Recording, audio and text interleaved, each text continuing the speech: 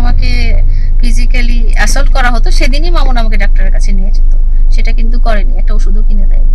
মারামারিটাও কারণেই তো মামলা হয়েছে, তো মারামারিটাও তো হলো, তাই না? এমনি তো আর আমি শক করে বা কেউ শক করে মামলা দেয় না, তো মামলার পিছনে তো একটা কারণ আছে।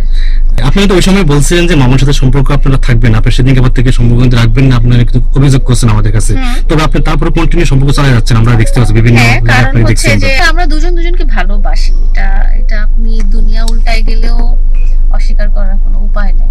আচ্ছা আপু, আপনি দুজনকে ভালোবাসেন, ঠিক আছে, এখন এই যে মামুনের যে মামলাটা হয়েছে, আপনি চাচ্ছেন কি মামুন কারাগারে যাক? আমি মামলা নিয়ে কোনো কথাই বলতে চাচ্ছি না, কারণ এটা আমি একেবারেই ডিল করছি না।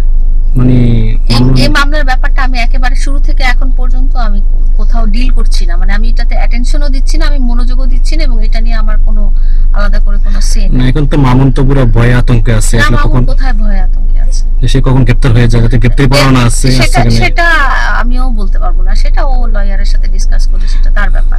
আপনার সাথে কি মামুনের সাথে কথা হয় কি না? আমার সাথে কথা হয় না, প্রোগ্রাম শেষ হওয়ার পর থেকে আমার সাথে কখন মামুন ফোন দেয়নি আপনাকে? কেউ যখন সম্পর্ক রাখতে না চায়, আমি কত রকম তকমা পেয়েছি, বেহায়া, নির্লজ্জ, এটা সেটা, এত রকম তকমা পেয়েছি, কারণ হচ্ছে আমি সম্পর্ক ঠিক করতে চাইছি। আমি কিন্তু মারপিট করতে চাই নাই, আমি ওর কোনো ক্ষতি করতে চাই নাই।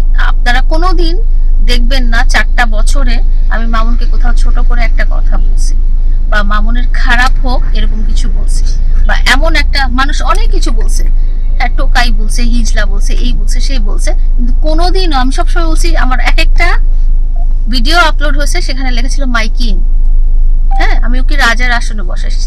না আসলে তারপর আপনি মামলাটা কেন ক্লোজ না করে আসলে মামুনের সাথে যে সম্পর্কটা আপনার আছে, কিন্তু মামলাটা ক্লোজ করেননি আপনি তার আগে? মামুনের সাথে আমার সম্পর্ক শেষ হয়ে গেছে, এটা আমি অফিশিয়ালি ডিক্লেয়ার করেছি সবার কাছে।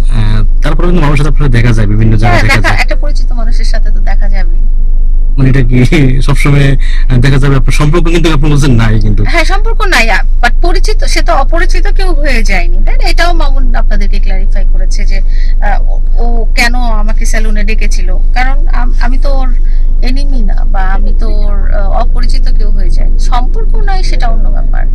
গতকালকে আপনার আইনজীবী ব্রিফ করেছে মামুনের নামে যে ওয়ারেন্ট ইস্যু বের হয়েছে, আসলে অনেকে বলছে সেই মামলাটা আপনি করেছেন, আসলে মানে যদি এটা আপনি একটু ক্লিয়ার করতেন যে আসলে আপনার করা মামলা নাকি অন্য কেউ মামলা করেছে বা অন্য কিছু। এই ব্যাপারে একদমই আমার লয়ারই কথা বলবেন, এই ব্যাপারে আমি কিছুই বলবো না, এটা যেহেতু ওনার সাবজেক্ট, আমার সাবজেক্ট না এটা।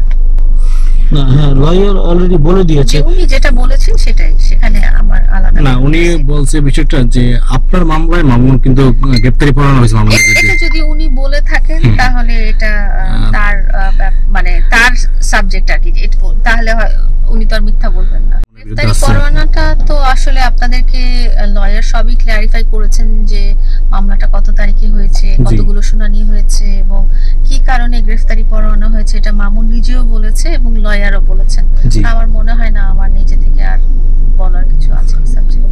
আপনার হাজবেন্ড ওয়াইফের সাথে যখন ডিভোর্স হয়ে যায় তখনও তো তাদের সম্পর্ক থাকে না, কিন্তু তার মানে তো আর এটা না যে তারা একজন আরেকজনকে চিনে না।